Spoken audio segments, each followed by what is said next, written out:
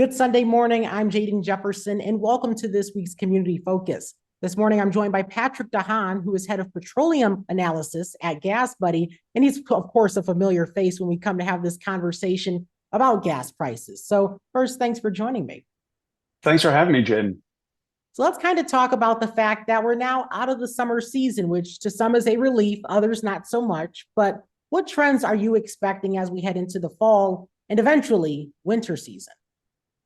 Well, broadly speaking, gas prices tend to decline in the fall months. A lot of that happens because Americans start driving a little bit less. Of course, as it gets colder out, Americans find less reason to get outside, and that reduces gasoline consumption.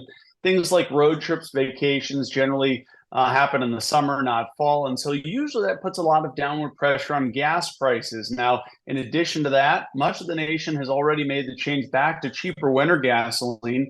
Essentially, there's different types of gasoline required throughout the year, depending on what time of the year it is. Some of that is mandated by the EPA, which requires summer gasoline from June 1st through September 15th.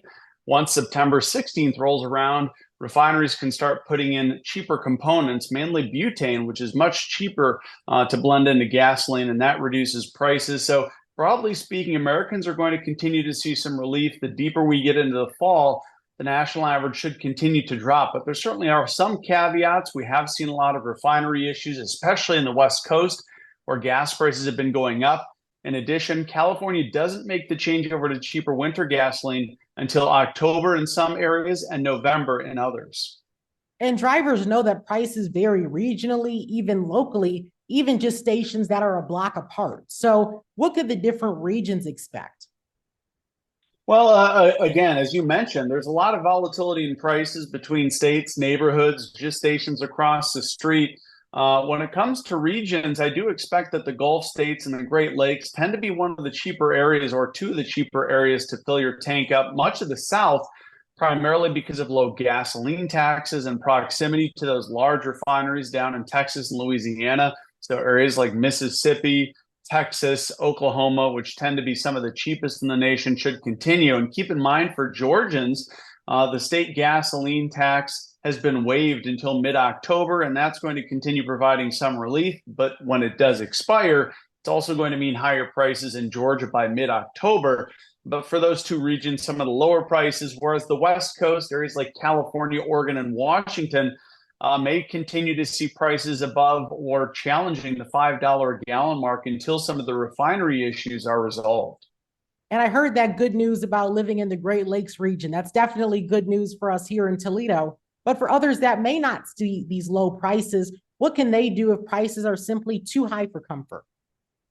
Well, there's not a whole lot Americans can do other than things like driving more fuel efficiently, trying to get more miles per gallon. Shopping around when filling your tank up is a great one. Obviously, the GasBuddy or Google or Waze apps will help show you where those lower prices are. In addition, folks should also check for loyalty programs. A lot of stations have loyalty programs. You can sign up for free that may save you 3 or 5 cents off per gallon. Some stations have cash discounts. There are credit cards with rewards. Even GasBuddy now has a payments card that can save you up to 25 cents a gallon as well. So driving more fuel efficiently, signing up for loyalty programs, and paying for gasoline some way to get a return is certainly some of the best ways to save. And I highly doubt we'll see this, but I tend to be an optimist. So I'm just going to ask regardless. But is there a chance that we could see pre-pandemic gas prices, or is that just a thing of the past? Well, probably not for a while. A lot of the reason for that is, well, the price of oil right now is $90 a barrel. Saudi Arabia and Russia have been certainly agreeing to cut oil production. That has pushed oil prices up in recent months. It's part of the reason why oil now is at 90 instead of $65 where it was earlier this summer. In addition, as long as Russia's war in Ukraine continues, it's likely that countries would sanction the second largest oil producer globally, and that would impact the flow of oil. So we probably won't see pre-pandemic prices until two things. One, Russia and Saudi Arabia end their constriction on oil production, and two, until the Russia war in Ukraine is over. And definitely that international impact is definitely there. And I'm glad you mentioned some of those different events that are also playing into this, because I know sometimes people will look at the situation with a broad brush and just say, why are the prices up? But of course, there are different factors that play into those gas prices. So to clear up any confusion for people, what would you say are the three things that factor into our gas prices?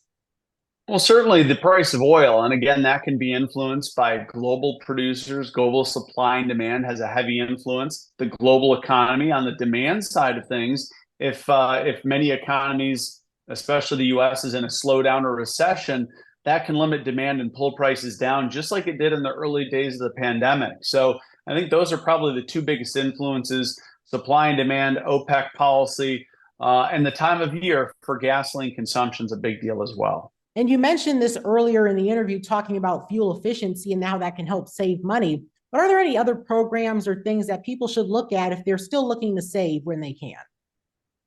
I think those are probably the three biggest areas of saving. I didn't mention driving style. Of course, a lot of Americans kind of driving can be a little bit off to the race, a competitive sport now, it seems like. Yeah, that's right. So if Americans can slow down, use their cruise control, leave a few minutes earlier, a lot of our aggressive behavior when it comes to getting behind the wheel reduces the amount of miles you get per tank. And if you really push it to the limit, if you slow down a few miles an hour, if you go 5 miles an hour below the speed limit, you'll be surprised that you can increase your fuel efficiency by anywhere from 10 to 25%. And in theory, that's like paying 50 to 75 cents less per gallon. So I would encourage motorists. I know it's hard to do. Driving behaviors are not easy to change, but if you do it, you certainly can end up saving quite a bit more. Yeah, and I always like to say, you guys are going to be meeting at the same light. So just kind of save the money regardless.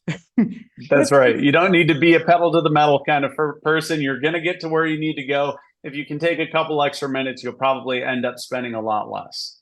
For sure. I like the math there. And in terms of being optimistic for the future, are there any things that people should maybe look forward to in terms of gas prices? Because I know the situation right now, it's not a good one. Yeah, we've been hearing a lot about higher gas prices contributing to inflation. Of course, that's been kind of a downer, if you will. But looking at the months ahead, the good news is that consumers can look forward to a fall in gas prices. Even some of those hard-hit areas I mentioned, the West Coast, that are dealing with refinery issues, prices there should fall. It will probably take longer for those prices to fall.